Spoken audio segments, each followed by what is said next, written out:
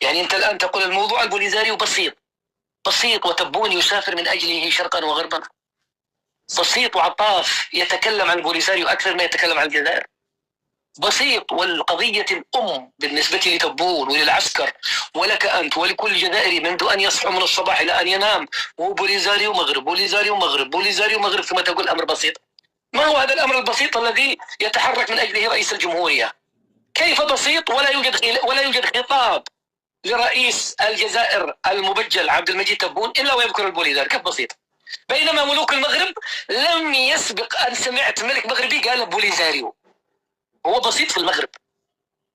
يعني انت هذا الأمر لازم تفهمه، يعني رجاء أنت كجزائري والإخوة الجزائريين الذين يسمعون، موضوع البوليزاريو بسيط جدا عند الإنسان المغربي، لدرجة أنه لم يصدر من ملك من ملوك المغرب، وهذه معلومة أخذتها من مغاربة موثقة، أن ملوك المغرب لم ينطقوا هذا الاسم بألسنتهم اطلاقا لبساطته وحقارته ودناءته. هو بسيط عند المغاربة، لكن عندك أنت هو قضية وطنية، بدليل أنك الآن لو تكفر بجمهورية الصحراء ستسلب منك كرامتك أنت كجزائري، وتسلب منك وطنيتك، وربما تسحب منك جنسيتك. إذا قلت أنا كافر بجمهورية الصحراء، ما في جمهورية الصحراء، خسرتونا، بهدلتونا، مرمطونا، فلوسنا للصحراء، تبون يشتغل للصحراء، عطاف يشتغل للصحراء. لو تقول هذا الكلام يودوا في 60 داهية. هذه خسارة، هذه خسارة ما بعد خسارة. خسرت يا أخي أنك صفر، وهذه الخسارة الكبرى، أنك اعتبرت أن هذه الدولة التي تسمى الجزائر ضحى من أجلها 7 مليون شهيد. هذه هي الخسارة الكبرى. أنا أعتقد هذه الخسارة. أنا ألخص لكم الخسارة، أنتم جزائريين ما عرفتوا تقولوا الخسارة، أنا أقولها لكم أنا ماذا خسرت. هذا الخسارة الكبرى، والخسارات كثيرة جدا، لكن سأقول لك هذه وهي تعم الفرق.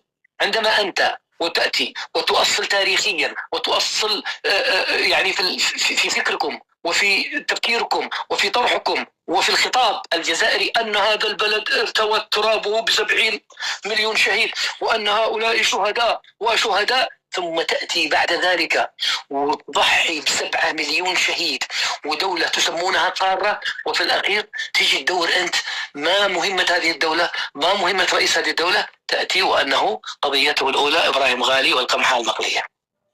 والله لو ضرب الشهداء ما استشهدوا، قسما بالله يا ابن السنيسية أو ما أدري ايش اسمك، لو علم الشهداء أن هذه الدولة التي ستنشأ سيكون همها الأول والأخير والمعيار الرئيسي للوطنية هو أن تحب إبراهيم غالي أو تكره إبراهيم غالي، لما استشهد. 7 مليون شهيد عشان سواد عيون إبراهيم غالي. تقولوا عندكم غيرة على الشهداء وعندكم غيرة على الدم وكذا. يا أخي اقسم لك بالله لو أنكم جزائريين أحرار تنقبض أرواحكم هكذا.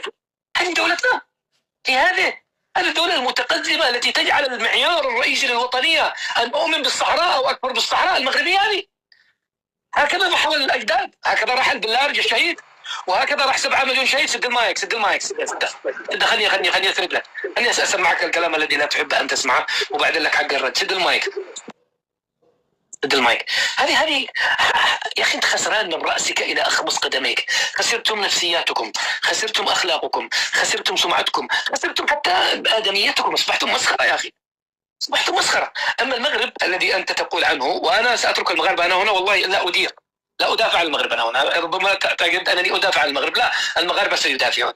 يعني الموضوع أنك تعتقد أن المغرب تحاربك بالقوة الناعمة، وأنا هذا الموضوع أعتقد قد فتحته 6 مرات أو 7 مرات. أنكم على المستوى الرسمي في المغرب شبه غير موجودين. يمكن لولا هذا التيك توك ومسألة أننا نخوض ونذكر تبون ويطلع تبون يتكلم عن البقر والغنم والعدس وكذا، أنا أعتقد يمكن القرار الرسمي في المغرب يبقوا ناسي نفيد في الخريطة دولة رغم أنها كبيرة اسمها الجزائر. يا أخي ما يذكروكم، ما بيفكروش فيكم، لا يخططون لكم، لا يرتبون لكم. يا أخي احنا للمرة 1.5 مليون نقول لكم وأقسم بالله أن هذا الكلام صحيح، أن المغرب الدولة المغربية تحاربك بهؤلاء اللي في القسط، تحاربك بالتيك توك فقط لا غير، لا غير. مجرد متكتكين مغاربة هكذا وحتى بدون ترتيب. يعني ما قالت لهم الدولة المغربية روحوا دافعوا عن المغرب في التيك توك أبدا. جاءوا ور الى المنصات يبهدلوكم داخل التيك توك بعد. اما المغرب ما قد لو تعرف لو حاربك المغرب على عقلياتكم هذا، وانتم لازم تدركوا هذا الامر، لازم تدركوا هذا الفارق. انه كما قلت انا في لايفي الاخير ان المغاربه عندهم رؤيه. انت كجزائري بتدير دوله عشوائيا، انت تنتظر ماذا سيفعل المغرب ثم تتحرك كردة فعل. المغرب قدو داري ماذا سيفعل، قد يرتبوا ل 100 سنه قادمه، ل 10 سنين قادمه، ل 20 سنه قادمه. يعني جماعه عندهم رؤيه، عندهم شفافيه، عندهم في طريق مرسوم مراسم. انت تقوم الصبح من داري ايش الموضوع، تقوم هكذا مثل جوشع غيان تحك عيونك ايش صلح المغرب، ايوه اطلع ايش صلح المغرب، والله الملك محمد السادس فقط يقوم عم يتبون يخرب ايش صلح بوريطان الاقجع كولة الاقجع وين الاقجع، والله الملك محمد السادس سيزور الامارات، تروح انت تزور البراذيل. وهكذا انت تتحرك تقوم الصبح لا تدري ما حكايتك ولا اين انت رايح ولا حاجه وتنتظر او تقوموا تردوا علينا احنا المتكتكين. شوفوا ماذا يدور في التيك توك ورحتم يا عمي تبون يشوفني انا قاعد اتصور مع السقايات يا ماسينيسيا. يرضيك هذا الكلام؟ يرضيك؟ انا ما قلت تبون لا في الحجر، والله ما قلت في شيء الا في الحجر حق عمي تبون. لكن بالله عليك انه يشوفني دائما انا غسل وجهي في السقايات اللي ديال الزليج اللي في المغرب، يروح يفتح سقايه ويقلد لي في التصوير. انا اقسم لك بالله اني بدات اضنك واضبح واطفش من هذا التقليد الاعمى. تفضل حق الرد يا اخي ولا تطول عشان نعطي الاخرين. تفضل. لا ما تطول، يعني راك دافعت افضل من المغاربه، تقول اترك لم تترك شيئا للمغاربه ليدافعوا به. على كل حال على كل حال هو صحيح بان هذه القضيه ليست القضيه الاولى. الجزائر الان تحارب فرنسا في افريقيا، اخرجتها نهائيا من افريقيا وتعود الينا من بوابه الصحراء الغربيه. الصحراء الغربيه سوف تكون فرنسيه اسبانيه، لا مغربيه ولا صحراويه، على يعني ما نلاحظه مؤخرا من تغول فرنسا في الملف. ستكون فرنسيه عن طريق استثمارات ومشاريع الى غير ذلك. اكيد انها ستكون فرنسيه لان فرنسا لا تريد الخروج من افريقيا، ووجدت المغرب تلك القشه التي يتشبث بها الغريق. نحن طردنا فرنسا من مكاسب اننا طردنا فرنسا من الساحل ومن تقريبا من جميع افريقيا. هل المغاربه يعتقدوا ان يعني العلاقات مع فرنسا هي مكسب لهم؟ فهنيئا لهم هذا المكسب. نحن لا نعتبره مكسب. عندنا في الطاقة كذلك نحن يعني لاعب أساسي في المنطقة، ونحن الآن يعني 40% من أنبوب الغاز النيجيري الجزائري أصبح يعني قيد الإنجاز. لنا دور في القضية الفلسطينية تشهد به المقاومة ولسنا نحن في دول الجوار، بالتنسيق في الأمن مع تونس، بالتنسيق بالأمن مع الجارة ليبيا، لاعب أساسي في حفظ السلام والأمن في المنطقة. وهذا يعني بتصريح الخارجية الأمريكية لترامب. أول بيان حول المنطقة يقول يعني صراحة الجزائر شريك موثوق في الأمن في منطقة إفريقيا والساحل. هذا يعني الذي يتهم الجزائر بأنها تخلق ويعني تفرخ الجمهوريات. نحن لم نفرخ أي جمهورية. مشكل في المغرب أنه مشكل ساكنة في الكثير من المناطق لا يبايعون الملكية ويقولون أننا نحن لسنا مغاربة. على فكرة في واحد زعيم يعلقون في واحد زعيم مغربي اسمه عبد المجيد البرنوصي ناوي يعمل جمهورية سوس. شوفوا لنا دكان عندكم ولا فرقونا.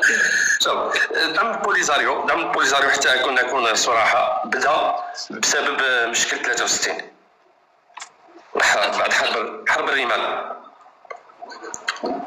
ما فهمت انا ايش قلت. يعني دعم البوليزاريو؟ نعم دعم البوليزاريو. بدأ المشاكل السياسية وتدخل فيها حتى قضية البوليزاريو.